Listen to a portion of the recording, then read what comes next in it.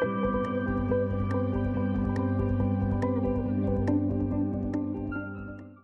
everyone, and welcome back to Spirit School. Danielle Sarank here, also known as the Squamish Medium. I am very excited to share an interview with you today with Detective Kay. Detective Kay is in law enforcement in California. She is in her 10th year of detective work, and she shares a lot about her story as her childhood, her interactions with law enforcement at a young age, and her motivations to serving the public in this capacity. I personally have been mentoring Kay in her light working for the past almost 4 years now. And one thing I notice as a professional psychic medium that's very Googleable is I have always received messages from people who are looking for assistance of some kind when it comes to psychic investigation, whether that is a missing pet or a missing human. Even body recovery work has been something that I have been called out to help with. Now, this is not an area of work that I typically am drawn to, but I will, of course, always answer the call to serve however Spirit sees best I can help. So there have been a handful of instances that I have helped different families in their time of need. And I always wondered about mediums and psychics being involved in active investigations. Is there a way we can screw it up? Is there a way we can become suspects if we are incredibly accurate? These are the big questions that I wanted to ask somebody who is in law enforcement, but who also has a lens on the lightworking space and has a desire to help not just humanity, but the world of spirit. So this is a longer podcast episode. It definitely comes with its set of trigger warnings. There is mention and note of abuse, domestic violence, as this is Detective Kay's area of work and specialty in law enforcement. So just be mindful that this conversation does come up as part of this long interview, and make sure you have your systems in place to support if something comes up for you. And I hope above all else that this interview helps answer some of your burning questions, maybe inspires you on psychic investigation if this is an area of work that you are interested in. And overall, I just hope you enjoy Kay's energy and the conversation we had. Now, you can watch the video of this interview on YouTube, or you can listen to the audio version on the Spirit School podcast. But if you ever want to attend these conversations live, I usually invite one person who inspires me or who I genuinely have questions for to have a live conversation with me in the Spirit School community, which is completely free. It's off social media. It's slow. There's no algorithms. There's no ads. It's just a very intentional space for people who are spiritually curious to gather and have conversations. So next month, I will be having one of my really good friends, Deb Squazero, on Spirit School, coming to have a conversation with me in the community. She is someone who inspires me, who is constantly doing gallery readings, is really well known in her community, and this woman just inspires me, the confidence and the way that she pivoted from her career in teaching to becoming a full-time psychic medium, not that far off from retirement. So I'm looking forward to sharing her with Spirit School next month. But for this month, I hope you enjoy the conversation between me and Detective Kay. Hi, Officer Kay. How are you? Well, good evening. Hi there, Danielle. This is very exciting. It is. Your setup looks so good. I'm in the depths of winter up here in Canada. There's no lighting. So your background looks great. You look beautiful. How are you feeling tonight?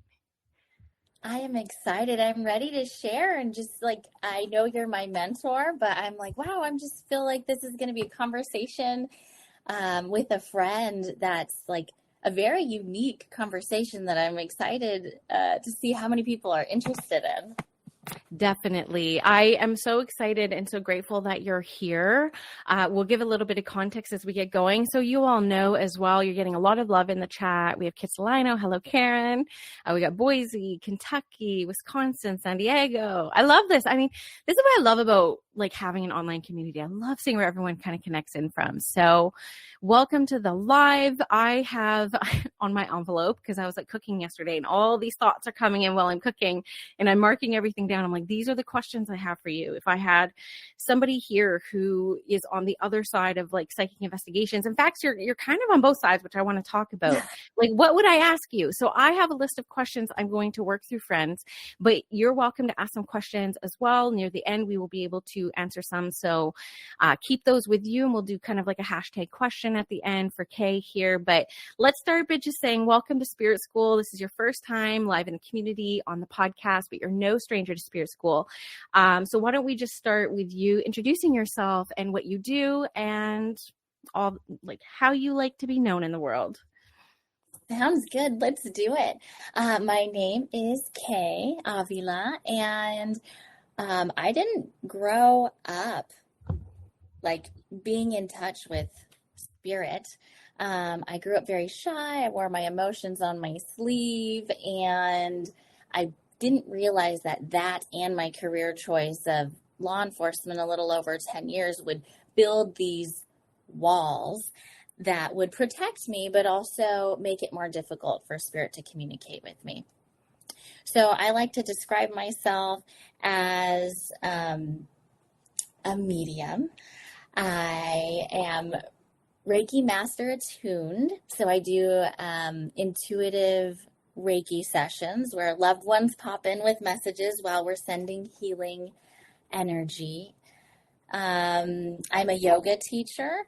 I am sound bath certified. I have my first one this year on Saturday. And I'm a mother. I'm a new wife. I've never had that title before, so that's very exciting. I am officially wifed up, and it feels great to have like a best friend and lover for the rest of my life. And I've been a part of your community for like 2.5 years now, and I've really just grown and developed there. Oh, and I'm a law enforcement officer, and I am an interpersonal violence detective or investigator, and I'm very, very passionate about it, but it definitely found me. It's not something that I thought I was going to sign up for on my own. I had to get nudges from spirit, pushes actually. Yeah, I want to know so much more about that because, I mean, thank you for that beautiful intro. I love having someone here. Even in Spirit School over the years, I've been able to attract people throughout law enforcement. I've worked with prison guards and judges and different doctors, and I'm always so drawn how open people in the system seem to be, and we don't have that vision of the system from this lens, right? So it always comforts me to know people like you who are in those branches are doing the work and are influencing those branches of our government and systems in society. So I'm really happy about that. But I want to know what drew you to police work, what drew you to detective work, and is it something that like fills you up? What's your favorite part of it? I have so many questions about this coming. So yeah, but that's where I'll start. Perfect. Those are great questions. Bring them on, Danielle. So I definitely, like a lot of us, I grew up very poor. My parents worked very, very hard though. They worked really hard to give us what we had. And a lot of my family within my immediate family was in and out of jail. And so I actually did not have the best perception of law enforcement. They were, as a little girl, taking my loved ones away and quite honestly not being very respectful about it. And instead of like bitching and complaining about it, which I did all through high school. And if you would have asked me in high school if I would ever be a cop, I'd be like, oh, hell no, there is no way I would ever be a cop. And here I am. But I wanted to make a difference. I have those personal experiences with my loved ones in and out of jail, being arrested, dealing with probation, and I wanted to make a difference and treat people with compassion and respect. They're all human. We all make mistakes. I do believe 99.9 of us want to do good. And the more I continue on this healing journey, the more I realize that people are just reacting from a place of wounds that haven't been healed, hurt people. And, sometimes that even gets in my mind when I'm interviewing suspects. So it really infiltrates everywhere. And it's very interesting, and I'm constantly learning. Mm. So I had my son. I got pregnant at 21, and you want to do better, and you want a better place for your children. And I became a mother, and I realized that I wanted to go into law enforcement, but I wanted to make sure, and I think that's my Virgo moon. I went on over like 25 ride-alongs with different places, because you can't like intern to be a law enforcement officer, but you can go on ride-alongs with law enforcement officers. And I went everywhere throughout the state. And the first one that I went on, oh, it was so good. The first ride along that I went on, the very first call we went to was a mother that wanted to report their son missing. And he had gotten into gangs, and the officer sat down at the table with her and was really empathetic and tried his hardest to find the location. They filled out the missing person form, and he just treated them with so much respect. And that really stuck with me, because I am a feeler. I am a Cancer. And so I could feel the compassion and the energy that he was bringing into their home, and the respect he was bringing in there. And I was the one that went in with preconceived notions about this white male. I assumed he was going to act a specific way, and I was pleasantly surprised. And I was the one that was incorrect in my preconceived notions. And the very last call we went on ended up turning into like a very short vehicle pursuit. And then I had to stay in the car, but he ran out, he ran out in foot pursued these two male subjects, but I could hear his radio traffic in the vehicle of the unit. I could hear the radio traffic in the unit, and he like jumped over a fence and another fence, and then he had them at taser point, and I'm like, you can get paid to do this? And I was like, whoa. And they found one of the men and put him in the back seat. They didn't tell me not to talk to him, and I'm a chatty Cathy. And so I'm like asking him, like, they're like, are you a cop? I'm like, no, I'm on a ride along. I'm like, F the police. I asked him how old he was when he got jumped in, what his name was, what they call him, why is he running from the police? And he's very honest with me. It was like the best night of my life. Wow, I love you so much. And so I went on more ride-alongs, and I put myself through the academy when agencies were not hiring. They didn't have the money. I think they were still recovering from like the 2008 what are the words I'm looking for? Market. Thank you. Yeah. Yes. And so I self-sponsored. I sold a lot of things at yard sales. I actually used to do scholarship pageants. So I sold a lot of my dresses as well. And that's what paid for me to go through the academy. And it was really hard with a 1.5-year-old. I stopped nursing the week before. I did not realize I was still going to be lactating during the academy. I did not realize I needed to drink way more water. And then you have to be like, sir, yes, sir, can I use the restroom? And I was using the restroom all of the time. And it was a hot mess I was a hot mess. And embarrassingly, I got like the worst award at the end of the academy, which is the most improved. But yeah. But it was a great experience. I started working for a smaller agency that only had 11 officers. I was the only female, and I learned a lot there. But it was also a big field worker city, so I had to really brush up on my Spanish. People were afraid of the police.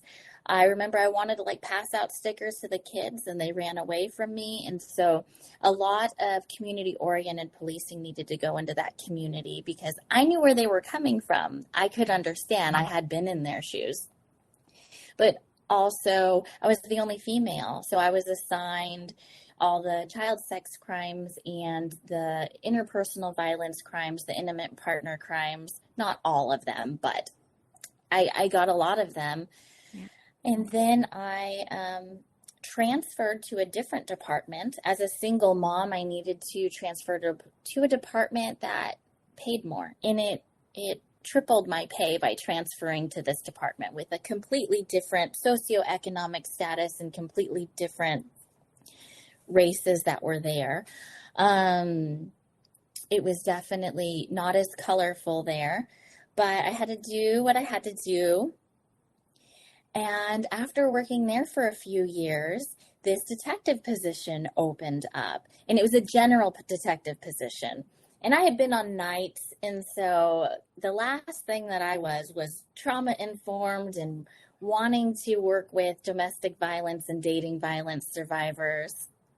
And I put a memorandum of interest. I interviewed and got this general detective position. I was ready to investigate robberies. I was ready for stabbings. I was ready. I was like, this is going to be fun. And my lieutenant in charge of the Detectives Bureau told me, as soon as I got it, you're going to be investigating sex crimes. And I was like, sir, with all due respect, this was a general detective position. And then my Virgo moon, I pulled up the email that showed the announcement. I was like, see, it says general detective position here. Yes. And it was a hard no. It's like, no, you're going to be investigating sex crimes. And so it's still a paramilitary style department. All law enforcement is. So I was not going to question him about that. That was pushing it the first time. And I was so bummed. I was like, what is my lesson here? Like, this isn't what I want to do.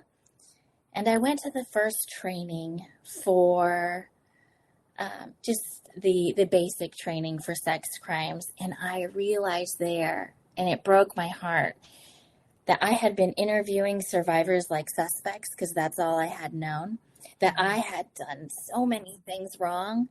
And that first night of the training, usually you go out and you go drinking with all the other cops. I was in my room, crying, feeling so bad, wishing I could go back. I'd learned so much about how trauma is stored in the brain.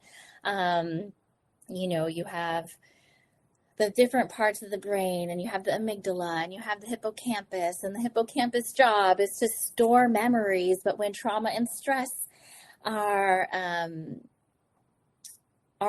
invited, I don't want to say invited, but when trauma and stress come into the situation, it pumps cortisol, and it stops making those memories. And so I was like, wow, there's science behind why they can't remember. They're not lying to me. And it was really deep feelings that I had to go in there. And I wanted to do the best that I can do. And I really, really fell in love with this type of work. It's given me so much more than what I can give. So it found me very bluntly. And I only knew during my spiritual awakening the last 2.5 years that was all intentional, and that is my path. Yeah. Well, thank you for sharing that context to this and the history of it, because I was going to ask, when did the intuitive stuff start coming in? How did that start coming in? And did that give you kind of an identity crisis of some kind? Did it feel like two separate worlds? Can you blend them together in any way? What does this look like for a medium who's also a detective? Yes. Oh, man. So in the beginning, I think it was January 1st of 2021. I'd gone to a yoga class, and I'm like, I don't like yoga. And I was outside for the new year. And I remember when we were laying down during Shavasana, looking up at the tree. It was a beautiful oak tree, and just noticing all of the branches. They were so vibrant, the colors were so deep, the details on the tree I'd never noticed before. I was hearing birds when I don't know the last time I had heard birds. And I just had this trust that there is something more. And so I was eager. Like a couple nights later, I was in bed, and my partner at the time was a paraplegic. So he was in a wheelchair. So he cannot make footsteps, okay? And so that night, I was in bed and I heard footsteps. It woke me up, and I woke up, and rewind. I turned my white noise machine off because I'm like, okay, if something's going to happen, I want to hear it. Yeah. And Spirit heard me because we didn't have the kids, and he can't make footsteps. And so I heard footsteps, and I woke up, and I'm like, okay, what am I supposed to do here? So in my mind, I'm like, hello there. And I was like, I'm not afraid. You can come here. And then I heard something right next to my bed. I got up, I screamed, and I ran into my partner's bedroom. It went for like 4 or 5 months of me being brave and inviting, and then me getting scared because I grew up Catholic, and I grew up that these things were negative energies or could be related to the devil, which I now know is the furthest thing from the truth. And that's when Spirit led me to your podcast. And that's when I knew I had to go to Sedona. I started Googling on my phone, going to Sedona. I didn't tell anyone. And then that night, and I know this doesn't make sense. My partner had like different equipment and machines, and I couldn't really sleep. And I wake up very early for work. So we actually slept in different rooms. So I was in bed that night, looking up trips to Sedona. And this is like when no one is going on airplanes. It's the middle of COVID. And I was supposed to basically be on call because there was protests about the election. And I'm like, well, I'll just look it up and maybe I'll go after. That night was the first and only time I had heard a voice out of my head. And it said, go now. And it was a male's voice. And it woke me up. And I knew it was talking about Sedona. And I'm like, oh, I must have just dreamed that. Of course, you know, our ego. I must have just dreamed that. And I closed my eyes, but I was awake. And I heard it again as clear as day. And I was like, I must go. And I'm not going to get called in. There's no way they're going to call me in. If Spirit wants me to go, I'm going to go.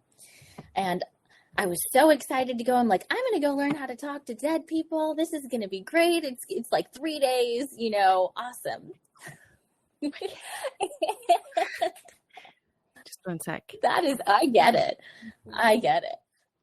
It's nighttime here. I don't think she knows what we're doing here right now. No, that's okay. I have a goat with a sore throat that you might hear any minute right now. And it sounds like someone's getting murdered. So there's just my forewarning for that, trigger warning for that. And so I went to Sedona, and little did I know that everything that I had scheduled for me was just a bunch of healing. I don't think I've ever been so overwhelmed and crying and laughing and so much healing. And I had like my first reading, and it was amazing. It was so healing. And I never got called into work. And I knew I wasn't going to get called into work. And I forgot the rest of your question. No, I was wondering when the spirituality came in and this trip to Sedona really woke you up. And I'm curious to know what happens when you get back. And someone's going to come close the door here in a second, everyone. No, that's okay. And so, I found your podcast, and you had the initiation. And so I think that was in April of 2021. Mm-hmm. And I'm like, and I adore you, Danielle, but like in it, you did not say we were going to have 2 practice readings until you sign up. And then once I signed up and it said that, I was like, jaw dropped. I'm going to have 2 practice readings every week. I was like, I didn't sign up for this. I was like, I can't do this. This is like a few years down the road before I can do this. And it was perfect. I had, Allie, who it was her first time as well, and she was in a different country, and I was in my car, and she did it as well, and she was the perfect person. And it's like, wow, I can do this. And I think Spirit, gives us a really good first reading. So it's like, see, you can do this. And then it's like a constant work and struggle bus after that for a little bit. And so, I found you, and I've been working on that, and I found Reiki, which I think helped me as well. I delve into my yoga practice, and mixing that with work. That was very interesting because I think I was so open. I didn't have any boundaries with Spirit, and I know some people may or may not believe in lower density, heavier energies, but I work with them. They are either the attachments to the suspects that do these violent, horrible things, or what, I don't know exactly. But I wasn't protecting myself well. I would, and I don't want to scare anyone. So if you get scared, maybe stop listening and come back in a couple minutes. But I remember, for example, like hearing in my office, which I shared with my partner, my coworker partner, like little quick breezes. And I was like, what is going on here? I also was feeling tired. I wasn't seeing colors very bright. I was having nightmares about these things happening to my loved ones where I couldn't move and I couldn't yell and I couldn't do anything but watch. And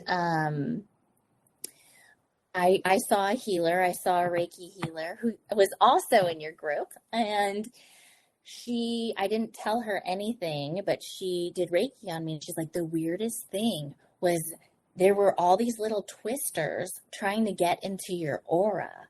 And she's like, yeah, it was like windy when I was working on you. And I was like, oh my gosh, I've been hearing these little winds a few times the last couple weeks, but my partner doesn't hear them. And there were a few more incidents like that. It was different things with different suspects. Anyone's gut, anyone's aura would contract and try and move away from this type of work. But I had to write warrants and read through the messages that these suspects send to their grandma, also to the victims, to their mother, also to other victims. And I have to be in their energy for work. As much as my energy might be adverse to it, I had to be in it. And I think sitting in it for so long, I was starting to get drained by it. And so one thing that really helped was cleansing, obviously my home, but cleansing my office space. I'm sitting in there for 10, 12 hours. And so I do use black salt when I light an incense. I light it with a good intention. And then I collect the ash from the incense and I mix it with salt. So I make my own black salt that I know comes from intentions of love and light when I light the incense. And I will put the black salt at the doorway and at the window. Obviously, first I will cleanse the space. I have plants in there now. I have a little waterfall to keep the energy moving. It's got birds on it, but I have plants. I have a waterfall. I have black tourmaline in all the corners. I have like everything. I have the picture that we drew at the Spirit School retreat when we were in the Akashic Records, and that is on my wall. Mm-hmm. So it's much better now. Yeah. And with that was just my confidence. I was calling on Archangel Michael all of the time, which is great. I know you've taught us that he can be many places all at once, but I also think that was perpetuating how much I was calling on him, giving power to whatever it was. And I'm at the point now where I rarely call on him because I'm confident in how much light I have and I feel untouchable now. But it took me like 2.5 years to get to where I'm at. But it was quite quite a journey, and, a lot of practice, and I didn't quite know where to go to help, but I'm so grateful for your community that had people that always had ideas, and I tried them all and had that space that I can confide in when I needed help. Yeah, definitely. So I'm watching the chat as we're talking, and I even wrote down black salt, and a couple of people are like, ooh, black salt. And then you described what it was, which I absolutely love, the sacred practices. And that was a conversation we were having in the collective yesterday. I asked, what do you do to cleanse your energy? Like, what do you do? And I added salt because I love salt baths. I don't know how I'd like a black salt bath cleaning that after, but it sounds absolutely divine. And like how much intention you put into your practices, because that's where I was going next. Like, how do you stay balanced? I've only been involved in a handful of different cases, always with the family. And, maybe it is all the practice you get in your police work, but how do you stay emotionally well? Because you're seeing some of like the worst of society, and you're a light worker, and this other side, you're leading yoga classes and doing bomb ass mediumship sessions, by the way. And I got a connection from Kay yesterday, and it like blew my mind. I was literally slamming my hands on the table. I'm like, get out. So like, how do you stay emotionally well? How do you see the beauty in the world when you've seen what it's doled out in the shadow? Oh boy. Well, I'm just going to talk and let spirit guide me through this one, because that's a heavy one. It definitely goes in waves.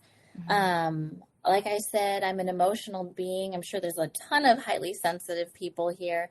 And so I talked about the suspect side of it, but the survivor side of it, some of these,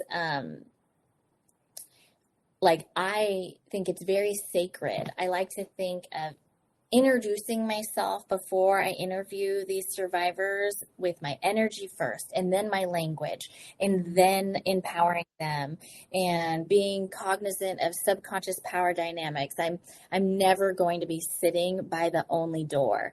I will always choose another spot so that they can sit by the door. If they sit down, I'm sitting down. If they're sitting down on the ground, I'm sitting down on the ground. I'm never going to be taller than them. I'm very careful with my language.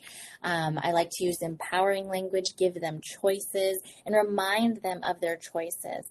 Because unfortunately, I am going to re-trigger them. I can try to minimize how much I do it, but if we're going to be talking about this incident that they were victimized in, and they don't want to talk about it, but they do want a report, and I ask a lot of questions, I have to be very trauma-informed. And part of a trauma-informed interview is minimizing the amount of times that you're going to interview them, which means that I am going to be asking them a lot of questions, and very detailed questions. But I also tell them, like, hey, we're approaching a question that might be a little deep. I'm going to explain to you why I need this question and how it's going to be helpful for your case. I also tell them if they need time with their advocate, I remind them that they can take a break, and I'm more than happy to step out. Because these things are heavy, and I think of it as very sacred, and it's an honor that they're sharing these things with me that they may never repeat to anyone else, and they have maybe not told anyone else. And the first person that a survivor discloses information to is so pivotal in how they may share this information with someone else, or if they go to law enforcement, if they feel supported or not. And as dark as this is, it's an honor to have someone trust me and to allow me to make this safe space for them.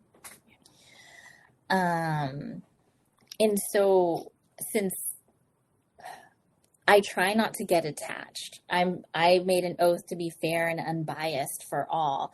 Having an advocate, if I were to give anyone any advice, if I could give them one piece of advice, it's to get an advocate. Because the advocate can give them their resources and their options. And even if I'm not involved, they feel empowered and they have someone that they can trust. And in an interview, an advocate can say things like, you are doing so good, you're so brave, I'm so proud of you. And I cannot say those things. My interview is evidence. And if I were to say things like that, that would look very biased. If I'm not saying those same things in a suspect interview, that is not very fair and impartial of me. But I try to say those things with my energy, with the tone of my voice, with my body language, with my nonverbal cues. And it's so hard not to take those things home. It's so hard not to think, I wish there was more I could do. I really like how proactive the state of California is, but the state of California is also so liberal with not wanting to impede on suspects' rights, that unfortunately that puts more mud in cleanup for survivors to do. Like, for example, an emergency protective order in California is only good for 5 to 7 days. So after a traumatic event, they have to go to the court and read through this legal jargon and try to get a temporary restraining order. And other states like Texas are around, like, you can keep extending it up to 91 days when a violent incident has occurred. And there's just things that, upset me, that if I were in Sacramento, I would love to change. But you really feel for them and you wish there was more that you can do. I think what helps me but also hurts me is seeing them as my daughters or as my sons. And so I've had to create healthy boundaries around that. And what that is I allow myself to feel it, but then I will just cleanse it. I will just either cleanse it with breath, cleanse it with sage that I've picked and asked for permission when I've picked from the plant. I believe all things have auras, or I will use a bell. But if I just have to quickly visualize while I'm walking away, I will just visualize cleansing that. Like, I will feel it, and I will release it with love, because I can't carry all of that. I tried, and I was literally like crying on my way home almost every day for a little bit. Yeah. So it's okay for me to feel it, but I have to release it because it is not mine. It's not my journey, and I'm just doing the best that I can do, and that is the best that I can do, and that is always enough. Yeah. Beautiful, Kay. And I absolutely agree with that. I think anyone who reads your energy, anyone who's in your energy, can feel your intention and your heart-centeredness in this work. And, I'm a Virgo sun, you're a Virgo moon. I mean, the depths of service we want to, it's like, give us the biggest cases, give us the heart that needs the most healing. Like, that's just like very much part of our placements as well. And there was quite a few amazing tips that I hope people heard through what you just shared. I mean, you answered half my questions just from what you just shared, which I absolutely love. One of the things that stands out for me, I want people to really take in, is when you talked about, when I'm in this situation and sensitive topics, because if you're a psychic medium, drop me an emoji if you've ever been reached out to by a family, whether it's a missing pet, whether it's like an unsolved something or other, if you've ever been reached out, because families will look up psychic mediums and reach out to them. And it is quite a skill set to talk to other people in very sensitive spaces in their lives. And it adds a whole nother layer to sitting with someone. And so what you shared was like, when you're in these sensitive containers with people, it's like I lead with my energy first, and then my language, and I can't remember the third thing you said, but what were those 3 steps? It was I lead with my energy and then my language. Do you remember? So maybe I just have to say it. Let me see. So yeah, we can rewind too. My energy.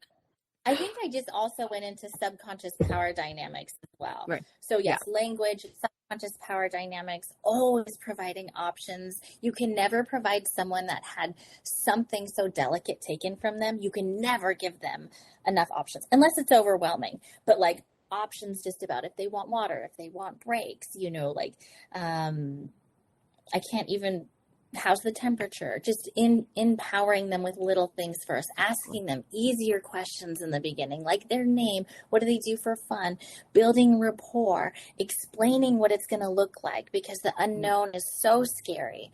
And knowing that any decision that they make, today I do need a decision because I have to document it. These are your options. However, if tomorrow you change your mind, I just need it in writing. Like, it's not permanent. They're not making a permanent decision, which removes some of that pressure they're already putting on themselves. It's just options, options, options, and informing them.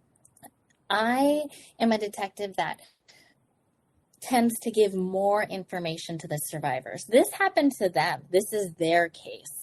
And if it's not going to hurt the case, I am going to give the survivor as much information about the case that I think will help them in their healing journey make the most informed choice for themselves and their body that they can make. Yeah. And I will argue that with anyone that tries to tell me, oh, you shouldn't do that. Well, yeah. Let's fight. Let's do it. Yeah. Let's fight.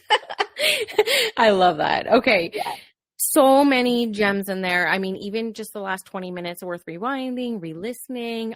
There's so many communication techniques that you share. It's just we're so lucky to have you here right now. Now, when it comes to your detective work as a psychic, well, there's a couple of things. Okay. I want to ask you two things. Like, one is like, what are some of the signs that, maybe you've taken on too much, you're carrying too much, your boundaries may be moving, right? Because like sometimes boundaries are only temporary and then we have to kind of shift them as we move along. Like, what are some of those signs? Like, I'm capped out, I'm too much. And then the other thing is like, how much has psychic and mediumship development supported you in your detective work? And has that come up? Good questions. So I think what I was explaining earlier, when I'm feeling like I'm getting too much, I will start to get tired. I will have difficulty sleeping. The colors of things don't seem as bright. Mm-hmm. And if I still don't listen to myself and I'm pushing through it and I'm not going to a healer, then spirit will just start sending me nightmares, which means it's like infiltrated my subconscious, and it's like, nope. And then once I have my first nightmare, I'm usually like making an appointment with someone for Reiki and making an appointment for acupuncture, and I'm going to yoga. I'm like, okay, I get it now. It's like, because you want to keep going and you want to just keep going. And the introduction to, like, I want to say, really, let's see, what year are we in? Oh my gosh, I don't know. So maybe 2024. 2024.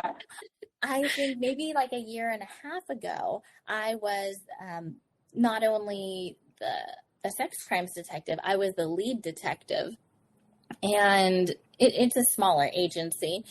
And I went to homicide school. It's a 2-week school. And this was when I was like, this was basically at a point where I was like trying to feel spirit, because, before my mediumship readings, I did everything that you like kind of joke about. I'd put a crystal in my bra. I'd meditate for a half hour before. I'd like call in like all my loved ones and guides to really help me connect and feel things. And I'd maybe get a few things, and then I'd be silent for like a minute. And I'm like, come on. Like, please send me a blunt AF message, like something. And so I was really trying. So when I was really trying was when I was sent to homicide school. And when I went to homicide school, they were doing a case debrief about this homicide that occurred. And part of the class, he like recorded all of these recordings of voice messages from psychics. And the person leading this class was making fun of it. They're like, yeah, we had the newest person in detectives call him back. We didn't tell him it was a psychic, and we were all making fun of him. And I took that so personally, but I wasn't at a place where I was confident enough in my skills to be like, F you, I'm going to like pick up on your grandma. Like, this is real. But I know now I don't have to prove myself to anyone. But I took it personally, and I'm like, whoa, this is really not accepted. in law enforcement. I have seen it like in the UK, you know, that like they use psychic detectives, and then you shared someone with me that I just recently learned about. And so what he started explaining in this case debrief, I started picking up on things about this male and what they looked like. And then when they showed us the pictures of the crime scene, I was like, whoa, that's who I like saw in my mind. And I can't remember now, but I was like, oh, he had this habit of either like chewing gum or like picking his nail or something. I can't think of what it was. And I could feel it. I'm like, this isn't what I usually do. This must be him. I'm like, he must be here. And like I said, I was at the point where I was like trying to connect with people. And I was like, wow, like he's here with someone. Who's he here with? What they didn't tell us at the end of the class was that his mother was in the class, and she was going to talk about how compassionate these officers were, and they did a really good job being emotionally available, updating her, being there every step of the way so that she didn't feel alone, providing resources. And she did a great job telling them, but I was so scared to tell her, and I didn't. So like, I didn't mean to like build this all up and say I was going to tell her what I felt and I gave her a reading. I didn't. And I wasn't at a point where I was going to do that. But I was like, wow, I can feel this. And so we had, I guess, a homicide investigation. It was a suspicious death at our agency. And that's when I was lead detective. And so we got called in. The perimeter was already there. So like the caution tape you see on TV is a real thing. There's like 2 caution tapes. One is for everyone to stay out, and then the other one is for the media to come in. And then the other one is for everyone to stay out except for law enforcement. And they have to log which officers are coming within that very circle perimeter and out of it. So before I stepped into that, I'm like, I'm going to just try this and like see what happens. I had not gotten briefed on the case at all. I knew the race and the age and the gender of the person, and that was it. And so I was a little shy, and I went to a part of the perimeter where no one could really see me, and it was by some sycamore trees. And I grounded, and I took a few breaths, and I, in my mind, clairaudiently, which I'm still working on clairaudient, but that must have been the first clairaudient, I started hearing chattering on the right side of my brain, and I started hearing chattering on the left. And then it just became overwhelming, and it was saying negative things in my mind. And I immediately knew that she lived with schizophrenia. And I was like, oh my goodness. And I'm like, I think I'm really feeling this. I didn't make this up. And the very first thing is one of my partners and another detective came up, and he's like, oh, well, I found some prescriptions in the vehicle. It was like the very next thing that happened is he walked up to me, and they were medications for that. And so it was validated really quickly from Spirit, but it really helped us change the course of the investigation into, jump on getting surveillance much faster than we would have. And it just gave us a little bit more information. I never shared that with anyone. And obviously we found that out, at the same time. And I was like, wow, I can use this. So that was like a big eye opener for me. I'm still working on it, obviously, but what I will do is I have just a small example of a case that was really, I did not want to give up on it. It was breaking my heart. It's probably a case that has caused like the most amount of tears that I had. And I had to close it. And I was like, oh my gosh, I really don't want to close this case. There's just no more leads. And I was like, oh my gosh, I didn't want to do it. And so I asked some of my loved ones that are on the other side. It's like, I really don't want to close this case.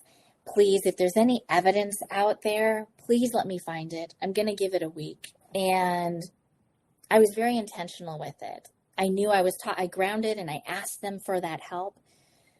I ended up like, I don't know what I did. I had a meeting or something and I wasn't paying attention to my work phone.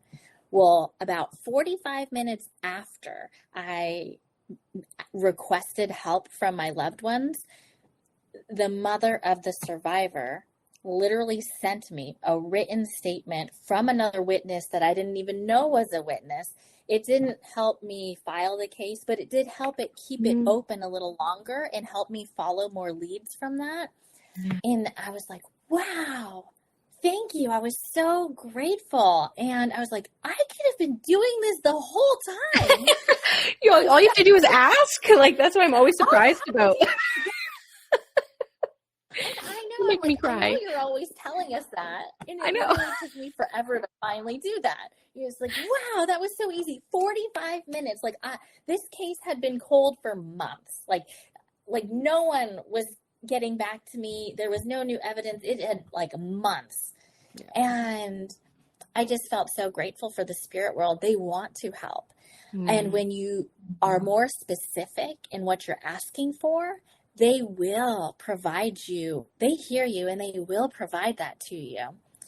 Yeah. So those are like my little examples. And I haven't had, any more recent examples. I'm still learning. So if anyone is listening and they have tips for me for this, I am open and willing to try them. But yeah, that's where I'm at. That's where my life is. That's what fills me up.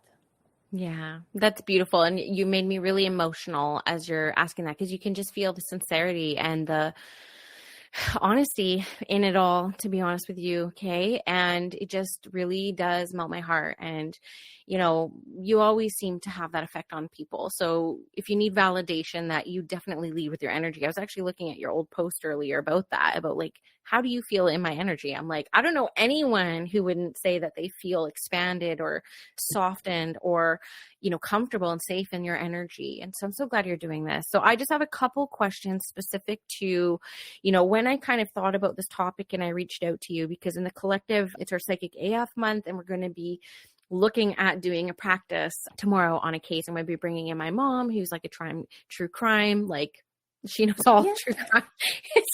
It's kind of wild. I don't know anything about true crime, to be honest with you, but she's going to come in and do a practice case. But I wanted to provide a resource for the Spirit School listeners, because I personally have been called into a handful of suspicious passings, which was my first case that took me 2 years to work with the family on. And it was very nerve-wracking for me. And it wasn't an area I thought I wanted to go. I'll give some more specifics in the collective tomorrow on how I kind of presented that, so you can kind of like practice that technique. But I personally have never worked with law enforcement.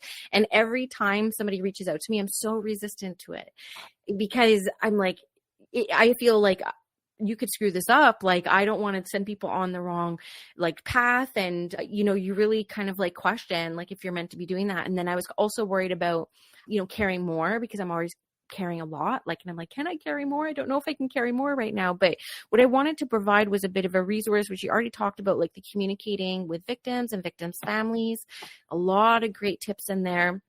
And I'm wondering if you have like best practices if a psychic gets reached out to, because I'm sure that there are some here. Again, drop me an emoji or something if you have personally been reached out to, because I have since day one. So I would be dead surprised if other people have not been reached out to. But is there like a best practice or a do's and a don'ts for psychics reaching out to law enforcement? Like you say, somebody obviously left a voicemail and a group decided to kind of poke fun a little bit. And, I don't think as a psychic, I get offended by that. I'm just like, whatever. I think Jen said here, so many cops are skeptic AF, but they're some of the most intuitive people I know.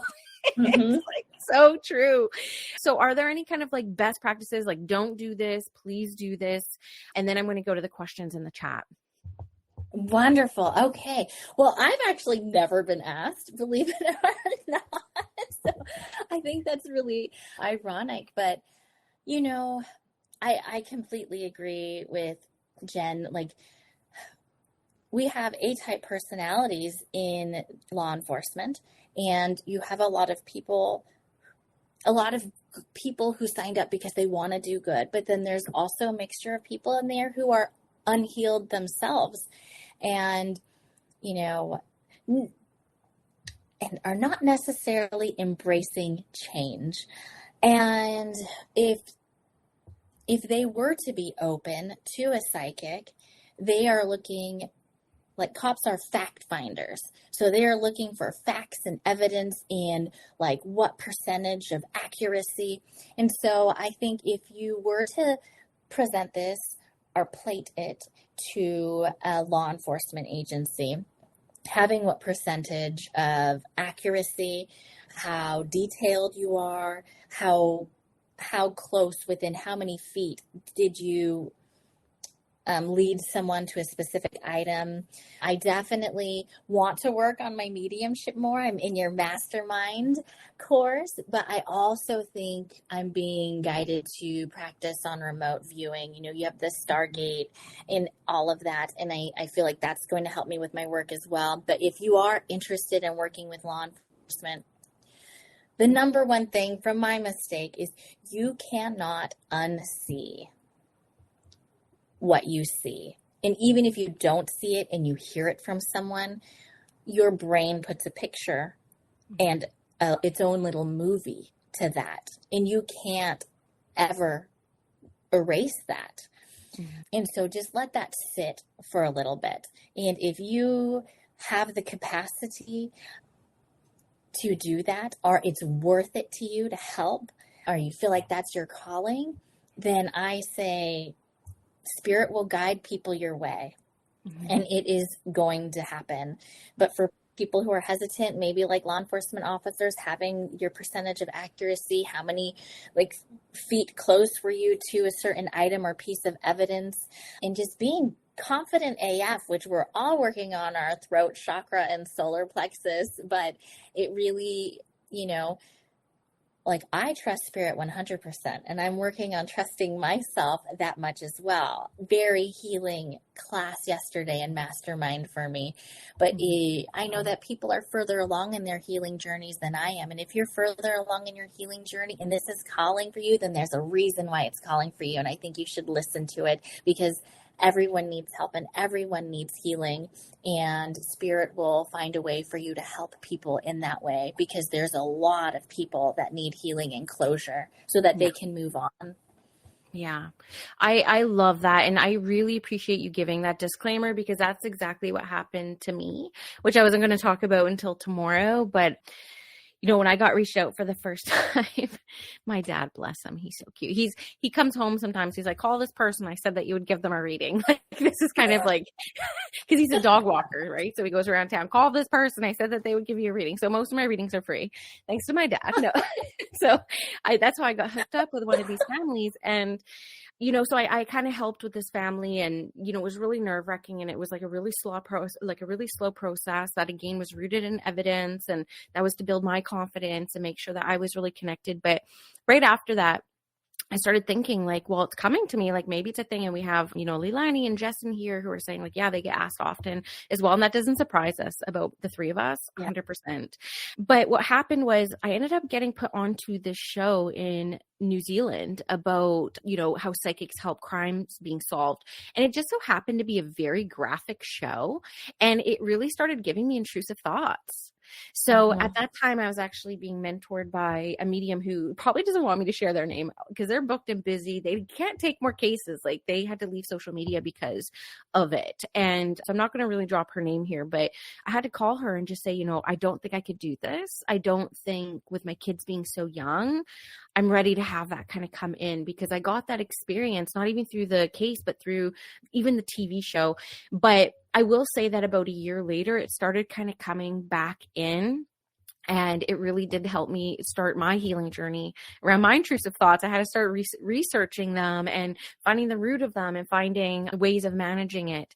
And so I definitely feel a lot more prepared now than I ever was before. Even at this retreat I was at with Caroline May, somebody's like, look at this picture. Do you pick up anything? And I was like, no, I don't like doing that.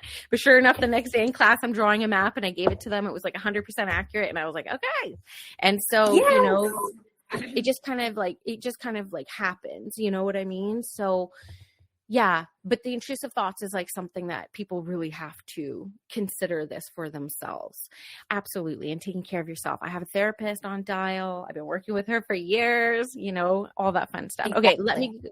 let me go to the group questions here because we're already an Okay. hour in. And this was so interesting, Kay. Like I learned a lot from this, and I Oh, know so many people are going to get so much out of this conversation. So, thank okay. you. Well, thank you for inviting me and having me experience this. Yeah, no, I'm excited for you. I mean, this is a year to be seen, and seeing you are. Yes. I mean, I told Kay yesterday, I was like, this is probably going to go on the podcast too, and so that's very exciting. So Leilani asks, Kay, do you have do you have spirit ever come to you whose family is searching for their loved ones? What do you do if you ever get a message from spirit who's looking to give their family closure? I have not had that. Yeah. So I don't think I have anything to add to that. But if I was getting something in my dreams, I probably would not give it to them. If it was a current investigation, I would not give it to them. I would probably wait until the investigation was complete. And then if the district attorney's office filed the case, and then, 3, 4 years later, the trial happens, and then I would probably give it to them. It's very difficult because you want to, but there's these like people called defense attorneys, and when they're pulling at strings, they're going to pull at your character. And so this is why my name on here is my public name. It's not my real name. And it's just because I would never want a defense attorney to muddy up the waters of one of my survivors' cases because they're trying to poke holes at my character and what I do on my time off. And so I would be very careful for me as a law enforcement officer, as a detective, to provide that information to them until after. But if someone was not a law enforcement officer, I think like a trauma-informed way, as always, is to just ask and provide information. Hey, this is what I do. I'm a medium. I received information from what I think is your loved one. Are you at a space or have the capacity where you would want to receive information? Can I give it to you verbally? Would you want me to write it down so you can look at it at your own time? Whatever it may be, just providing options is always the best thing to do with survivors, and also survivors' family. Things don't just affect the survivor. There's vicarious trauma and secondary trauma, which some mediums will feel as well, but also that is like loved ones of people who have been victimized. That is family members of those survivors that are going through vicarious and secondary trauma as well. And so we have to tread lightly, send our heart forward, and really be cognizant about our language, our energy, our tone. Even if your cell phone makes a loud noise, a lot of these survivors will have PTSD from their events, and anything that could be triggering can bring up those memories. Those memories are attached to language, to what they see, to noises, anything. And so we're just trying to create a safe space that I'm just going off right now, but we're just trying to create a safe space to minimize the amount of times we can trigger them. And that also goes for the loved ones of the survivors as well.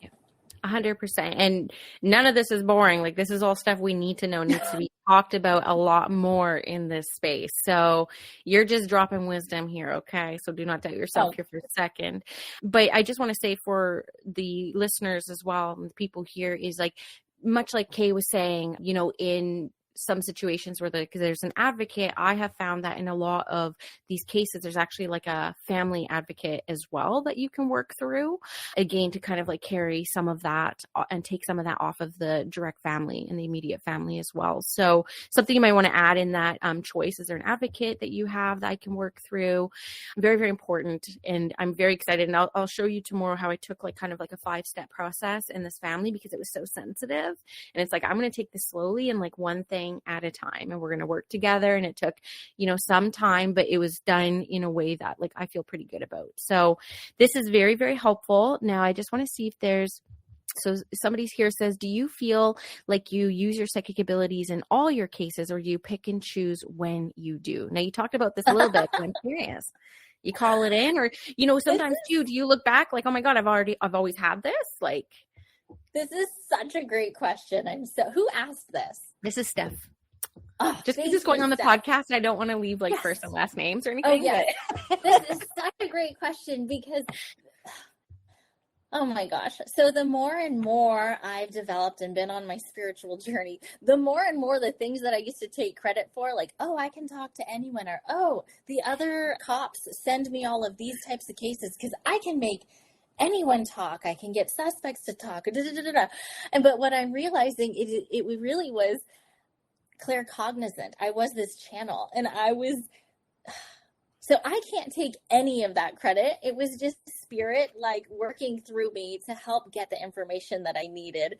So like before, I used to kind of think I was like, had street credit, a little badass, like, oh yeah, I'm like, I call them French fries. So like for every 5 years, you'll see that there's these marks on officers' sleeves. It's like, oh yeah, like I've got French fries, I've got street credit, I can talk to anyone. But really, the more I developed, I realized that these were my clairs. And that they were helping me with my cases, and I couldn't necessarily take that credit as much as I wanted to take that credit, that spirit that was working through me. And I wish I could remember a time, but I can't. But I can just remember my mind was blown when I was realizing in an interview that this person in a jail cell waived their Miranda rights, was talking to me, and somehow I was just saying things. Oh, I do remember. I remember that this just came out of my mouth. I had never said it before. I had never thought about saying it before. And I basically said something to the effect of, the crimes against you are pretty egregious. This is your only way to tell your side of what happened. If you don't speak with me, the judge and the jury, they're never going to hear your side of what happened.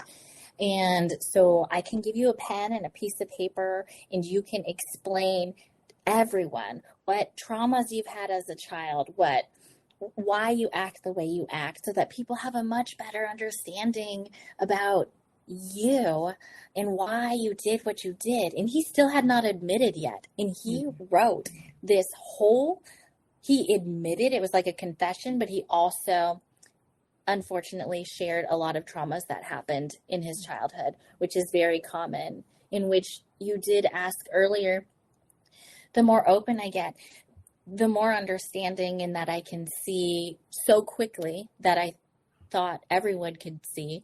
It's like, oh, they have abandonment issues, or, oh, like I could feel like their dad left them when they were younger and they have abandonment issues, or I feel like maybe they had a lot of siblings or whatever. They really want to be seen. And it was so obvious to me, but I think those were just my clairs. So my clairs have definitely helped me with cases, but they've definitely helped humanize suspects as well. So it's a very tricky place to be when you see them also as survivors that just didn't heal and did not maybe have the resources to heal, and they went on to hurt people. And that is a very difficult place for me to be when I know, I'm about to put them in handcuffs, and they're not going to get the help and resources that they need, but we are taking them out of a community so they can no longer hurt anyone.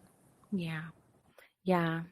Thank you for sharing that. I'm glad you love that question. We have 2 more here, and then we'll probably wrap her up. I'm sure we'll have you back for part 2 because this was so interesting, and I have a gazillion things you can share with us. I really like that response to it.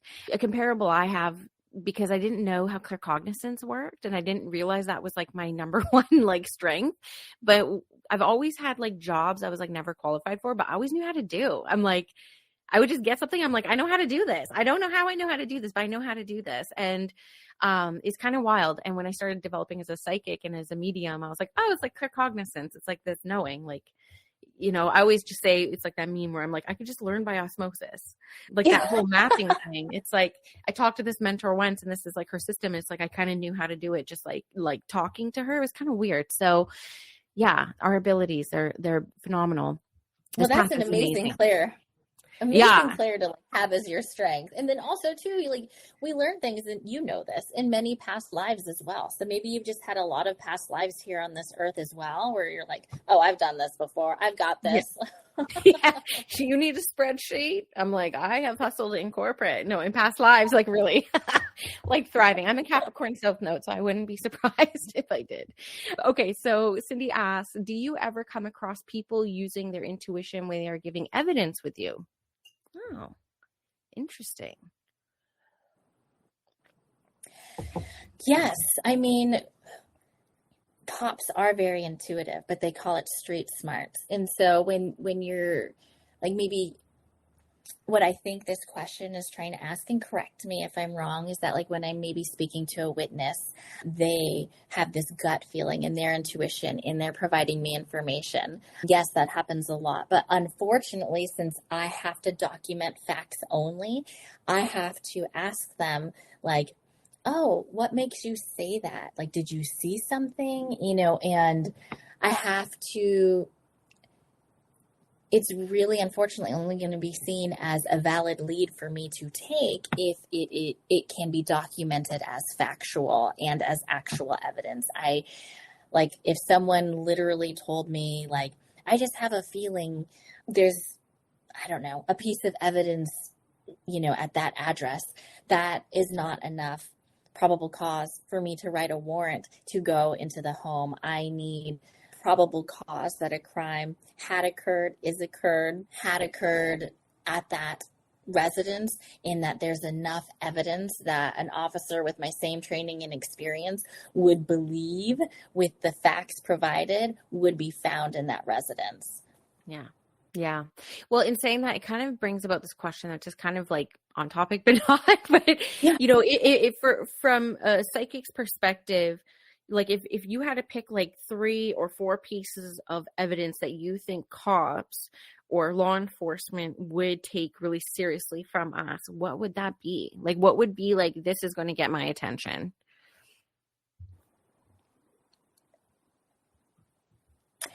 I think that would be different for everyone. More people are open than others, but obviously the more detailed. And so I think like providing like, there is a piece of jewelry that I feel like the survivor wore, and it is gold in a heart shape, and I have a feeling it's at this park, and it'll be the location of the crime. And I know it's very, very specific, but some people need that much information, and that's as much information we would need to document, like write a supplemental report that this was a witness statement that provided this and stated that she is a medium, and this is the information she provided, and we were able to confirm this. We were able to confirm this.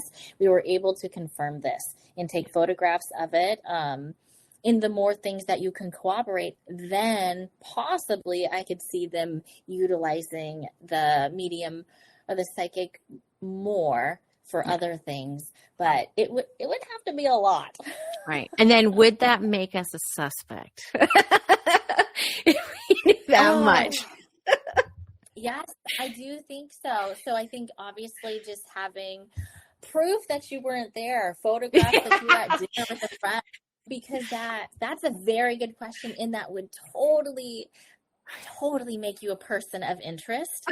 And so you would have to clear your name. And in order to clear your name, you just have your, like, what were you doing at that date and time of when the crime was? Like, here's pictures of me at my friend's birthday dinner in a different city. Like, I'm a psychic. Yeah. I'm getting a lot of kudos for my follow-up question. Look, I'm trying to get my students out of prison, okay? Like,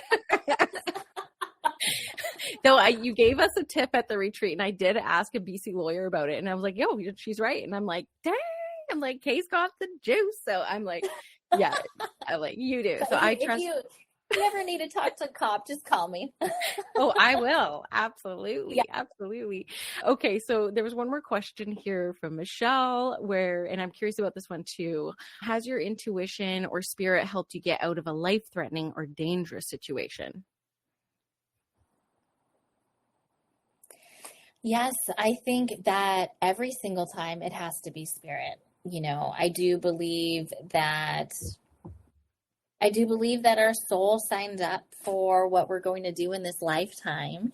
And I also believe that there's different exit points. Like, I'm sure you had a podcast on that. And there's been times that things have been very dangerous and I've been very close to getting hurt or hurting someone. And just all of a sudden, the one that I'm thinking of was, thank goodness I have never had to discharge my firearm in the course of my duty. But there's this time that's really close. And when your finger is on the trigger, like, there's a reason. And it just got silent. And the person dropped the knife. And I know now that that was spirit. And it was not their time to go. And it was not my time to carry that grief. And all that comes with that. But I do remember, there's yelling and you're putting out orders and there's everyone and their mom coming on the radio in your ear. But the moment before they dropped their knife, all I remember was silence and peace for maybe it was a millisecond. I don't know. But there's also times too, like, I'm not very big. I'm short and I'm tiny. I have like a bigger presence. People are always like, you're not that short. And I'm like, I am. They think I'm like 4 or 5 inches taller. And I think that's just my shining personality. And, I think so too. Thank you. And I think that there's been times that I could have really gotten physically hurt in just like either we call it verbal judo, or now I know it's spirit, just saying the right things that would make the person stop right when they need to stop before I immediately get hurt. And so I'm very grateful for the spirit world to allow me to keep helping people without injuring myself. Mm-hmm. So I don't take any credit. I think that's all spirit. And that was such a great question. Yeah, beautiful. Thank you, Michelle, for asking that. And yeah, there's a request here, like, can you teach a class for us on trauma informed as it relates to cases? We'll definitely have to create something. So I would love to. We can look for that. I think so too. And I think that, there's been, I can't say this for sure, but there doesn't seem a lot of attention on this type of like delivery or this kind of like client care when it comes to, we're even as a medium, we're dealing with people who've experienced some of the biggest losses of their life. Like, there's a lot of trauma, and holding space for that. Like, you have to take care of yourself when you do that, and you will receive what you can hold space for, maybe a little bit more sometimes to like test your boundaries a little bit, but and stretch them and continue the needle moving along. But I'm glad that you brought up the things that you brought up. Yeah, 100%. Definitely. Yeah. So to close us out, because we're almost going to hit 90 minutes here, and I want to say thank you. And, a lot of love in the chat. Thank you, Gabby, for keeping the vibe going in the chat too. She was also in law enforcement for 7 years. So she's been in there just, really pumping you up energetically. So thank you so much. Thank you, Gabby. For your comments. But to close us off, what's the future for Kay? Like, you've been in law enforcement for 10 years. You've been developing for, 3 years. You're celebrating 3 years essentially now. So what do the next 10 years look like for Kay? What's the big dream? Wow, my big dream. Obviously, I have my thoughts, but I learned that to surrender and trust and spirit will guide me. I actually just had a practice reading last night with someone from Mastermind, and it feels very aligned. And I think I will stay in this type of work. I don't necessarily know if it's going to be law enforcement. I love doing what I do. And I love if this is the journey that the survivors want to go on, if they want to hop on this criminal justice train that I feel is broken at times, but if that's where they feel their healing is, then I will do everything to help them with that. I just obviously wish that the patriarchy and the men that I work for would be a little bit easier to work for. Mhm. And so if I could move forward with this, I would go to Sacramento, change some of the things that I feel are giving more power to suspects than survivors. I can see myself working with the same type of survivors, but helping them heal with guiding them through the criminal justice system, helping them heal with collecting by connecting with their loved ones. I really am enjoying nerding out on the science behind the healing vibrations of different sacred instruments for sound healing, and just all the paths, acupuncture, to help someone heal, because they're not supposed to be broken their whole life. They're supposed to heal these wounds and then help others heal. And the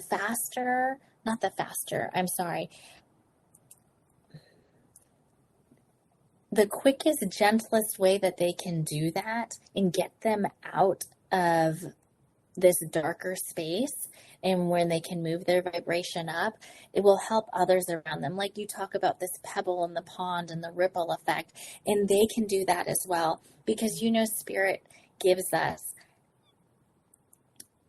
these life experiences so that we can connect with other people and we can help them heal as well. And so the short answer to what you asked me is, I guess it would be using all the modalities and all the tools on my tool belt to help people heal. And if that is the criminal justice system, or if that is connecting with loved ones, or if that is moving energy through yoga, then that's what I want to do. I'm not picky. They can be picky, and I can guide them in either way. And if they're drawn to me, I will do everything I can to help them, because I know that they will help others as well. No, I love that, Kay. I love that. And, I'm holding that vision with you, and I know no matter where you go, you're going to bring healing. And yeah, I'm just excited to see where all of this takes you. So thank you for spending so much time, being so generous with your wisdom, your experiences, your storytelling, your energy with Spirit School. I know that so many people valued this conversation. You're getting a lot of love in the chat. And then how do you feel? Is this your first podcast interview / live like this? It is. And of course it's you. My intention was being authentic and being seen. And here we are. And you reached out like a couple weeks ago, and I was like, I just made this intention. And so this is all divinely timed and synchronistic, and I'm just saying yes. So thank you so much for inviting me. Thank you so much for allowing me to talk about something that is so part of my life and that I love so much and I love sharing. This is only going to help people, and I love sharing it. So thank you so much for having me. And this is my first time. I will remember it forever. I will remember all of you forever. I see that in the chat, and I just feel like I have all these cheerleaders, and I'm like so excited. Yeah. I feel very supported, and that's how I want to make other people feel. But it's nice to get that feeling in return as well. And so I'm very grateful for it. Well, you got so many people rooting you on and supporting you. So, a legion of angels surround you all the time, and a lot of love to you, a lot of big things happening for you. I'm so excited to see what comes next. So thank you, Kay. Thank you, everyone. Good night, everyone. Thank you. Good night. And we'll see you guys tomorrow in Spirit School. Bye, everyone. You're welcome.